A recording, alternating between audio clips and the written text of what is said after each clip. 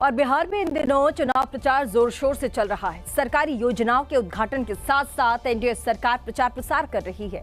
लेकिन इसी बीच लखीसराय जिले से हैरान कर देने वाली तस्वीर सामने आई। आप भी देखिए। हैरान करने वाली बात यह है कि जिस कार्यक्रम में केंद्रीय मंत्री और जेडीयू नेता ललन सिंह और बिहार सरकार के मंत्री अशोक चौधरी पहुंचे थे, वहां लोगों के खाने में मटन की व्यवस्था की गई थी। सावन के महीने में मटन खिलाना नया विवाद खड़ा कर सकता है। मटन बढ़िया बना है, इस सावन में मटन खा रहे हैं, वो बात नहीं, हम लोग खाते हैं सब दिन। इनको देखिए पीस मिला है पूरा, दिखाइए इनको, देखिए पूरा एकदम खुश हैं। और ये जेडीयू का कार्यकर्ताओं का भोज है। जिन लोगों को मटन मिला वो तो खुश थे, लेकिन जिन्हें मटन का पीस नहीं मिला वो दूसरी पार्टी को वोट देने की बात कहने लगे। चावल लेकर बैठे हुए हैं, किस तरीके से उन्हें क्या लग रहा है? चावल है सर, लेकिन पानी का भी व्यवस्था। चावल देखिए सूख चुका है पूरा, 2 घंटा से हम लोग ऑलरेडी बैठे हुए हैं। मटन आप लोग को नहीं मिला है? मटन मिल नहीं रहा है। 4 आदमी उधर बाल्टी खींच के सब लेके जा रहा है। बताइए किस तरह से चलेगा? ऐसे में जब खाना नहीं खिला सकता है तो बिहार क्या चला सकता है? आप ये बताइए। कार्यक्रम में लोगों की खचाखच भीड़ थी। महिलाएं भी बड़ी संख्या में यहाँ पहुँची थी, जिन्होंने पहले नेताओं का भाषण सुना, फिर मटन खाया।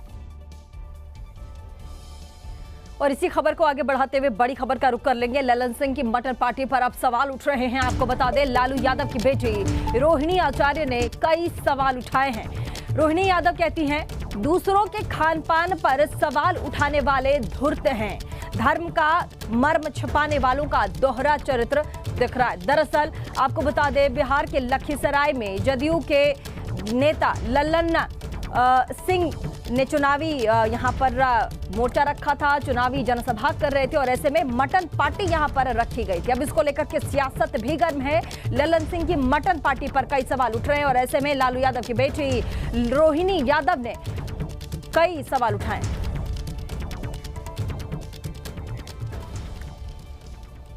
और बिहार में इस साल विधानसभा चुनाव होने वाले हैं। चुनाव आयोग प्रदेश में वोटर्स लिस्ट रिवीजन का काम कर रही है, जिस पर विपक्ष जमकर आरोप लगा रहा है। इसी वोटर लिस्ट रिवीजन को लेकर के एआईएमआईएम चीफ असदुद्दीन ओवैसी ने प्रधानमंत्री को अपने लपेटे में लिया। देखिए।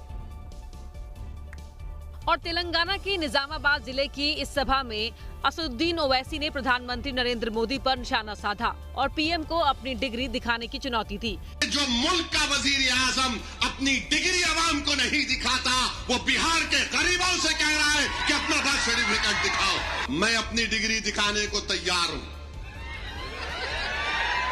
क्योंकि इसके बाद पे बोलेंगे आप दिखाते क्या? मैं डिग्री दिखाने को तैयार हूँ। इतना ही नहीं, असदुद्दीन ओवैसी ने आरएसएस और बीजेपी की भी आलोचना की और उन पर मुसलमानों, दलितों और आदिवासियों से नागरिकता मांगने के आरोप लगाए। जो लोग हमारे मुल्क में, जिसको हमारे बुजुर्गों ने अपने खून पसीने से अंग्रेजों की गुलामी से आजाद करवाया, बेशर्मी की हद है कि तुम आज हमसे कह रहे हो कि बताओ तुम भारत के शहरी हो या नहीं हो। बिहार के चुनावी चक्रव्यूह में मुख्य मुकाबला सत्ताधारी एनडीए और आरजेडी कांग्रेस के महागठबंधन के बीच माना जा रहा है। लेकिन चुनावी माहौल में दिए गए इस बयान ने असदुद्दीन ओवैसी को सियासी चर्चा के केंद्र में ला दिया है।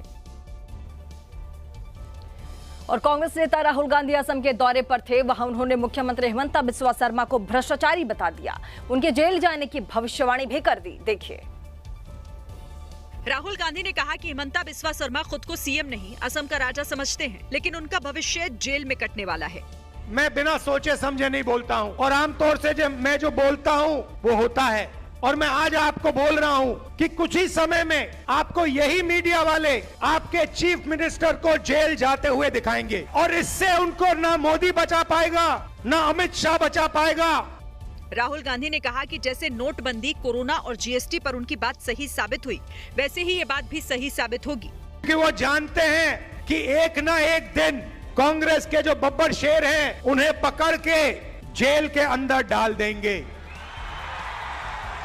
वो जानते हैं कि जो उन्होंने भ्रष्टाचार किया है, उनके परिवार ने जो भ्रष्टाचार किया है, कभी ना कभी उसका हिसाब उन्हें असम की जनता को देना पड़ेगा। उधर हेमंता ने भी फौरन राहुल पर पलटवार किया और सोशल मीडिया पर लिखा, राहुल गांधी शायद भूल गए हैं कि वो खुद जमानत पर बाहर हैं। और चलिए एक बड़ी खबर आ रही है आपको। बड़ी खबर उड़ीसा की बता दें, बालासोर में छात्रा की आत्महत्या पर कांग्रेस का लगातार प्रदर्शन जारी है।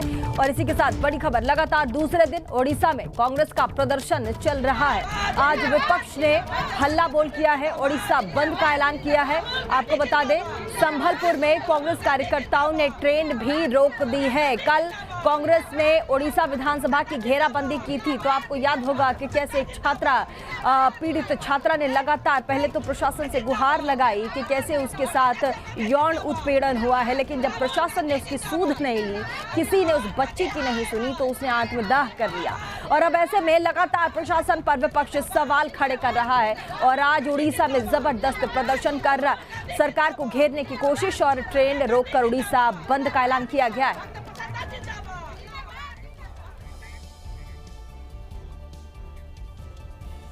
इसी के साथ यूपी के अमरोहा में चोर ने मंदिर को निशाना बनाया है, लेकिन चोरी से ठीक पहले ये चोर भगवान का आशीर्वाद लेना ना भूला। चोरी की वारदात मंदिर में लगे सीसीटीवी कैमरे में भी कैद हो गई। देखिए,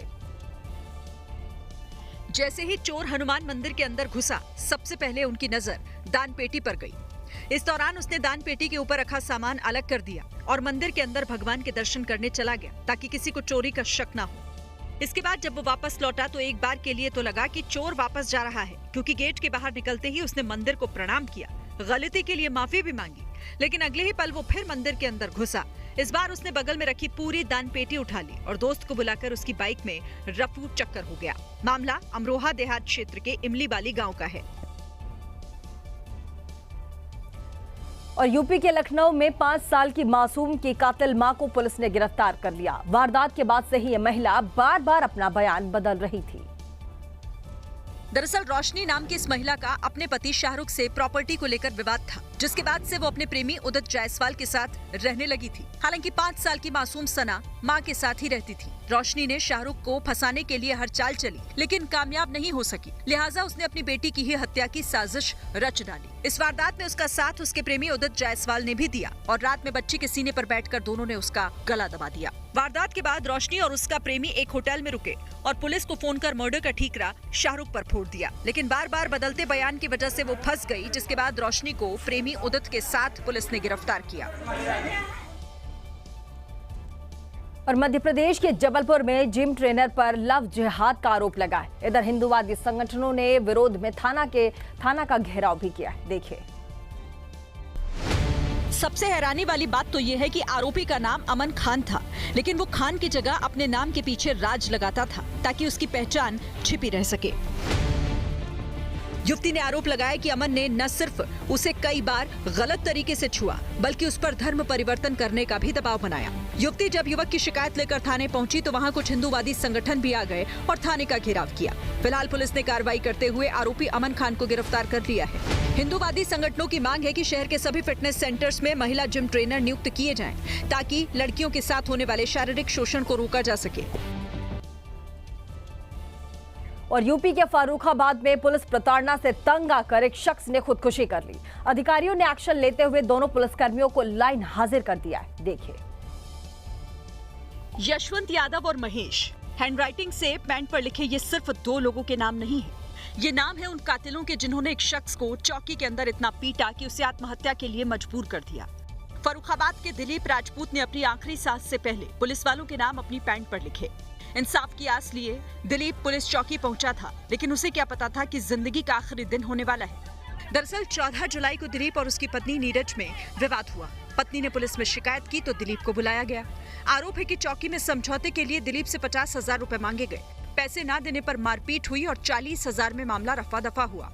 घर लौटकर दिलीप ने अपनी पैंट पर अपने ससुराल वालों और 2 सिपाहियों यशवंत यादव और महेश का नाम लिखकर उन्हें अपनी मौत का जिम्मेदार ठहराया। सुबह उसका शव फंदे से लटका मिला। फिलहाल एसपी के आदेश पर दोनों आरोपियों के खिलाफ केस दर्ज कर उन्हें लाइन हाजिर कर दिया गया है।